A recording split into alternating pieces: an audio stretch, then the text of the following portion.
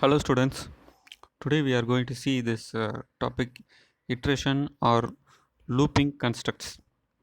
So before going into the topic we'll see this last class discussion topics. Okay, so we'll see here, you can see that we have discussed the sequential statement and alternative or branching statements. Okay, so this is the diagram that we have seen the previous topic. Sequential statements means the execution of the statements will be one after another, but this branching statements, you can see that based on the value of a variable, true or false. Okay, so if the value is true, then certain type of statements will be executed. If the decision is false, then some statement will be skipped, or a different set of statement will be executed.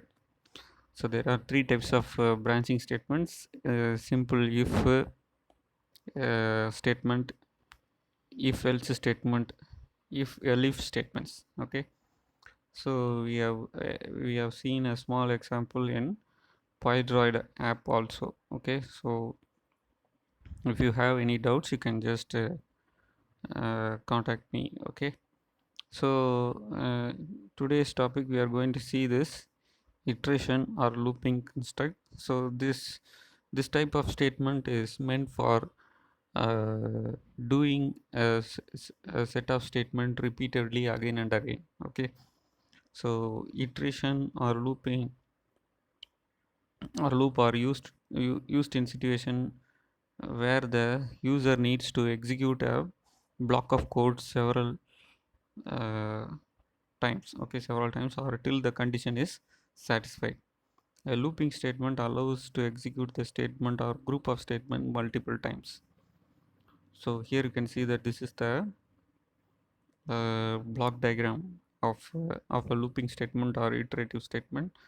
So condition, if the condition is true, then the statement 1 2 3 4 up to n will be executed, and after the finishing it will go back to the condition again and check it. Okay, so if the condition is true again, then it will again repeat the same set of statement again. So until it becomes false, the true statement will be executed, and you can see that it is taking to the false part, and it also has some statements, and then it will proceed to the other statements. Okay, so in Python there are two different types of looping constructs. So one is while loop and another is for loop. So first of all, we'll see this while loop. So this while loop is having the syntax like this. Okay, so while is the keyword and the condition is any expression, relational expression or logical expression. So that expression should return true or false. Okay, so if the condition is true, then statement block 1 will be executed. If the condition is false, then else part will be executed. So the else part is optional. So if you want, you can just write the else part, or else you can just leave it. So this is the block diagram of it. So condition must be true to do some action, conditional codes. So it will keep on doing the same process until the condition becomes false. Uh, so here you can see that in the while loop, the condition is any valid boolean expression returning true or false. The else part of the while is optional. It is optional part of while. The statement block 1 is kept executed till the condition is true. If the else part is written, it is executed when the condition is tested false. Recall while loop belongs to entry checkpoint type. This is this is that is it is not executed even once if the condition is tested false in the beginning. Okay, so here you can see that there is a word which is known as entry check loop. Okay, so before getting into the execution of the statement, the condition is tested at least once. At least once. If the condition is false, if the condition is false, it will not get executed, and you can see that, it will move on to the next part of the program. So here you can see that they have given one example. I is equal to 10. So a variable is created which is named as I, which contains value 10, while I is less than or equal to 15. So in the next statement you can see that they have created an indentation where they are printing I, and they are leaving some tab space. /n means a tab space. Okay, the next statement you can see that I is equal to I plus 1. So here you can see that the while statement I less than or equal to 15. Okay, so 10 is less than or equal to 15 condition is true here, so it will get into the loop of the statement, and you can see that 10 value is printed. So next statement I is incremented by 1, so the value of I becomes 11 here. 11 is also less than or equal to 15, so it will keep on doing this statement until uh, I becomes 16. 16 is less than or equal to 15, condition false, so the program will terminate. So that's what it is given here in this example, and you can see that this print statement has a end parameter, which means that at the end of the print statement, it should leave a tab space. /n is for tab space. Okay, a set of spaces is known as tab space, so that it will continue printing in the same line itself. Okay, with some regular interval of spaces.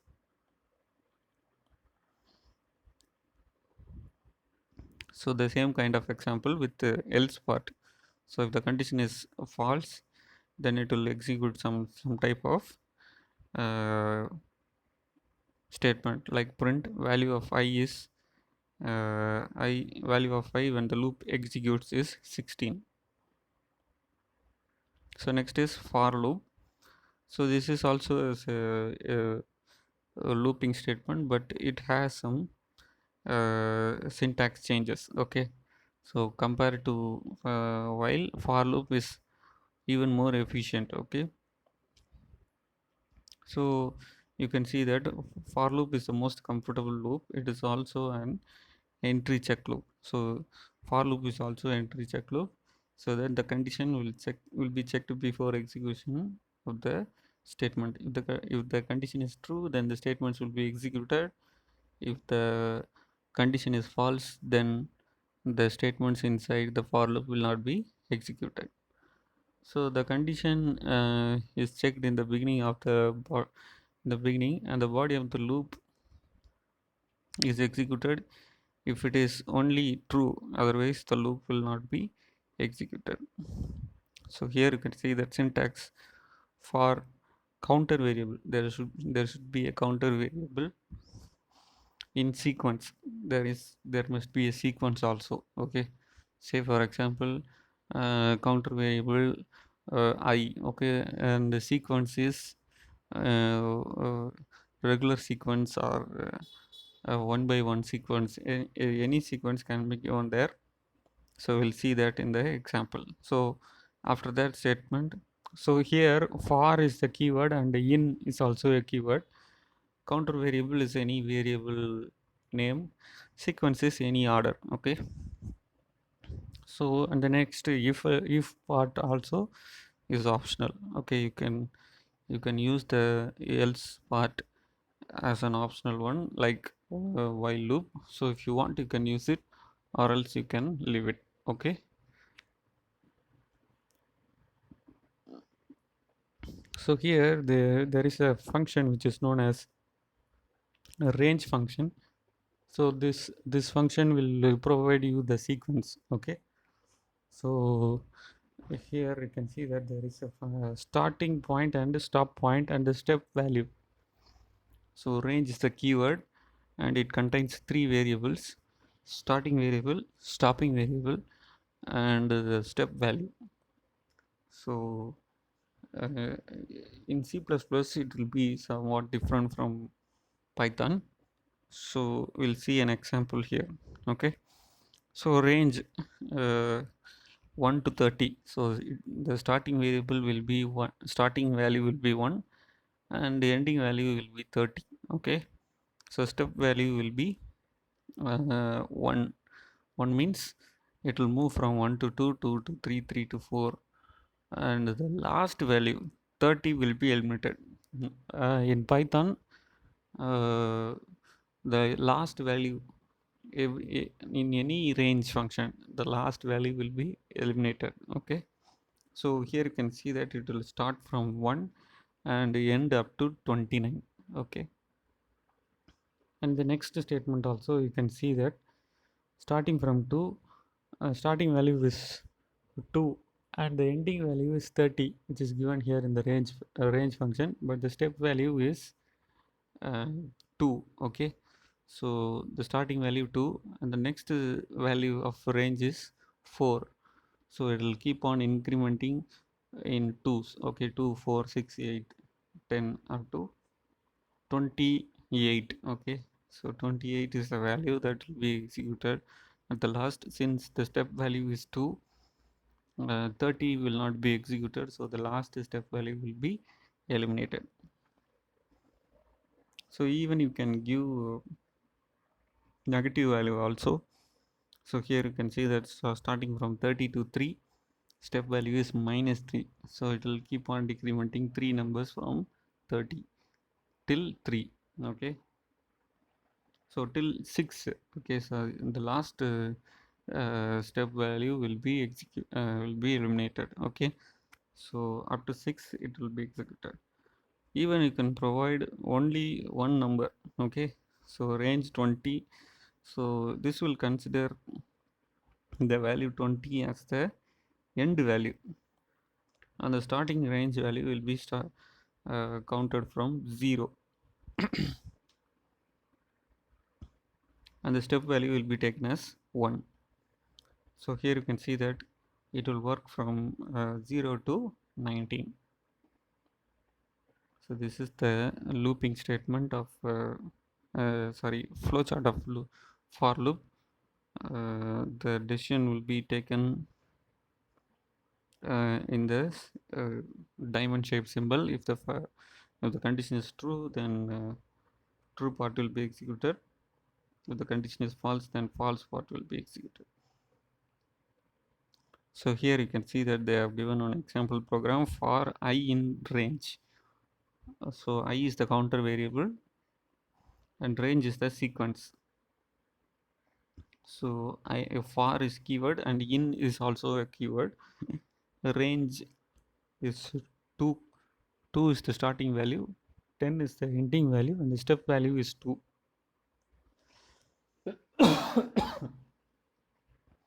So far I in range 2 comma 10 comma 2. In the next statement you can see that only print statement is there. So this one statement will be printed again and again till the condition becomes false.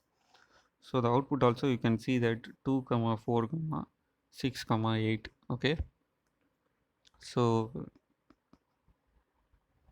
in the next example you can see that they have used else part also to denote whether the statement has ended or not. So indentation is very important, since you can see that um, C or C++ language consists of brackets to denote a block of statement, but here in Python we use indentation, which means that set of spaces from the margin to denote a block of statements. So here you can see that they have used some adding some numbers. Okay, so n is equal to 100 and sum is equal to 0. So you can see that for counter is a variable name, okay, in range 1 to n plus 1.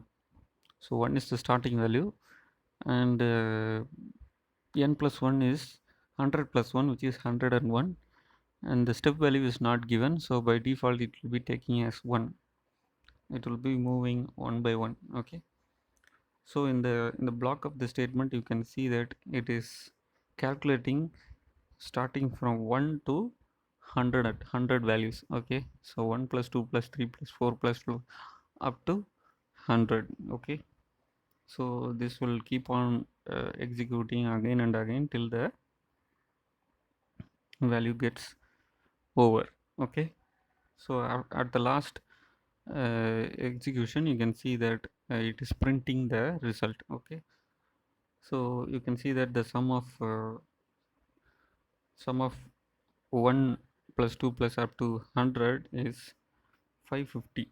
Okay, so in the above code n is initialized to 100 and sum is equal to 10. Sorry, sum is equal to 0. For loop starts executing from 1. For each iteration the value of sum is added with the value of n is added to the sum,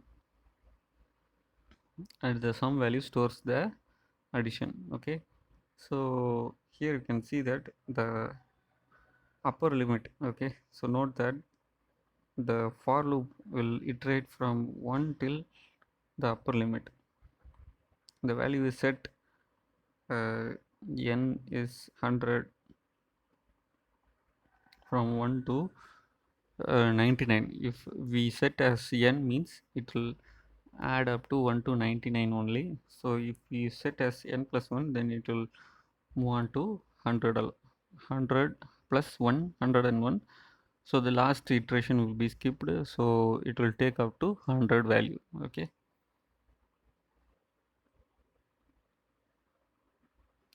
so this is with the iteration part. Okay, so else part. So this iteration you can see that it consists of else part, and you can also see that there is a counter sequential variable which is a word. Okay, computer. So for word is a counter, and in computer. Okay, so print the word with the spaces. Okay, each with each letter you can see a space.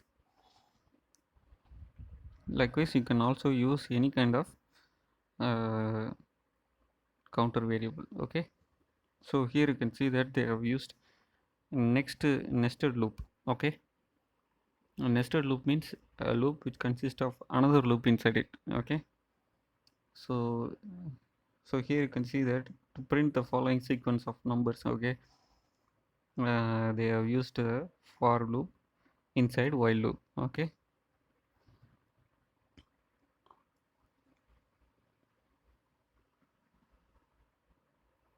so I is equal to 1 while I is less than or equal to 6.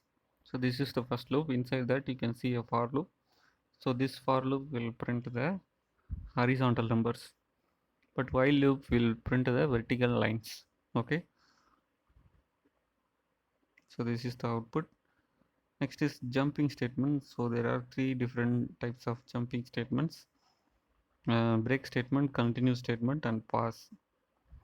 So break statement will stop the execution and move on to the next statement.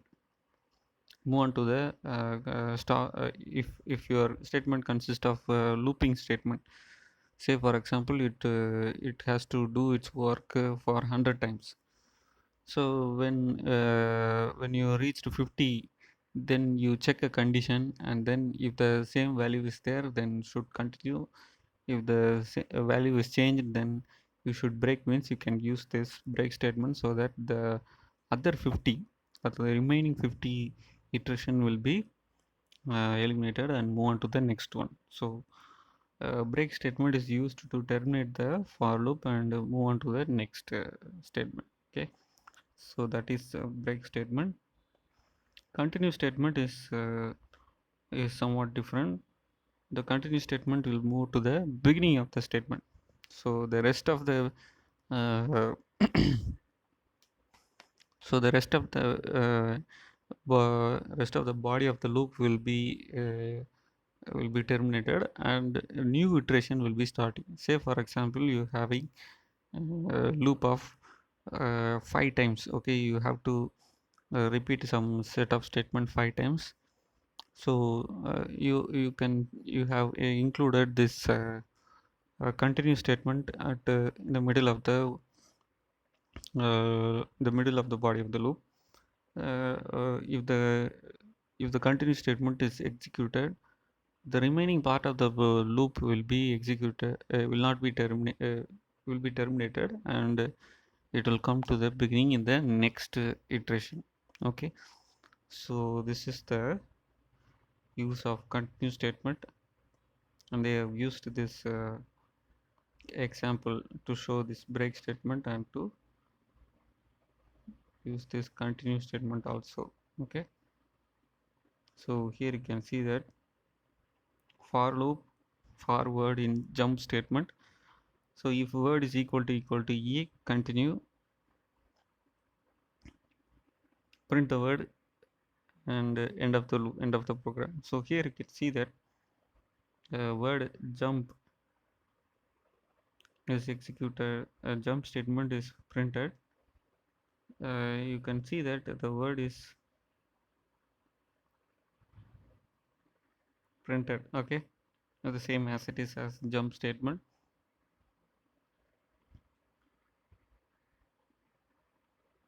So in the above program is same as program which with has been written break statement, except we have replaced the word continue sorry, we have replaced the word break from using continue, so that you can see that the output except the letters e at the given statement. Okay, so here you can see that there is a printing mistake here in this output. So jump statement will be printed without e's. Okay, so that's what is given here. In the next class I will be executing this program in uh, the app. Okay, PyDroid app, so that you can clearly see the output. So next is pass statement. So pass statement is nothing but the control will be transferred to the next statement. It is like holding some space for future updates or future means of adding some codes. So it will not do any kind of work here, so it will just move on to the next step. Okay,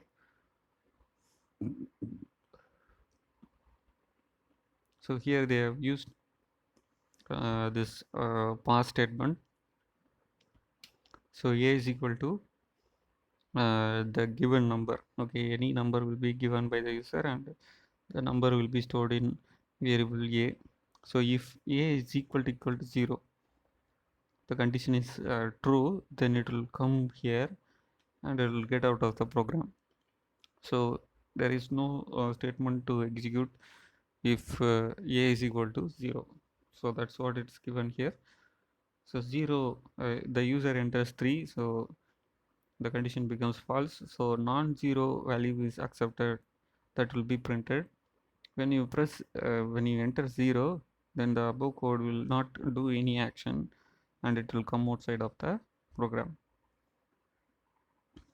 So that's what is that is the uh, procedure. Okay, that is the working of this keyword pass. Okay, it is a space that is reserved for future updates or future way of adding some codes in that place. Okay, you can take the pass, you can remove the word pass, and you can just add any codes that are needed there. Okay, so with this we are finishing the class today, and this chapter is also getting finished. Thank you, students.